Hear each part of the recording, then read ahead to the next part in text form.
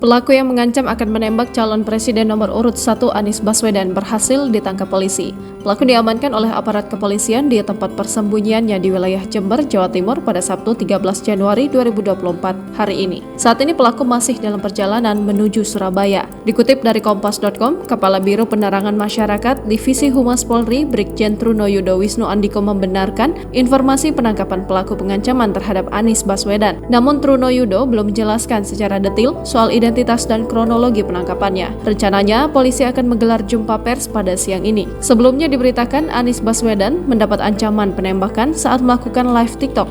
Informasi ancaman ini juga dibagikan ulang pemilik akun X @sleepyislot yang mengunggah tangkapan layar berupa komentar di platform TikTok dengan komentar ancaman. Komentar yang ditulis pemilik akun @rifanariansyah itu bertuliskan, "Izin Bapak, nembak kepala Anies hukumannya berapa lama ya?" Atas peristiwa ini, tim hukum dari Tim Pemenangan Nasional Anies Mohaimin atau Timnas Amin telah melaporkan pemilik akun yang berkomentar menggumbar ancaman itu ke kepolisian. Sementara itu dikutip dari Tribun Trend, akun media sosial Rifan Ariansyah, pria yang mengancam tembak Anies Baswedan, kini menghilang.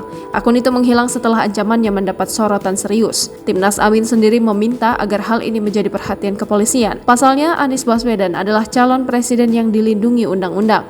Ancaman terhadap rakyat biasa pun harusnya polisi menganggap itu serius, apalagi ini calon presiden yang dilindungi undang-undang, kata juru bicara Timnas Amin, Angga Putra Fidrian pada Jumat 12 Januari 2024.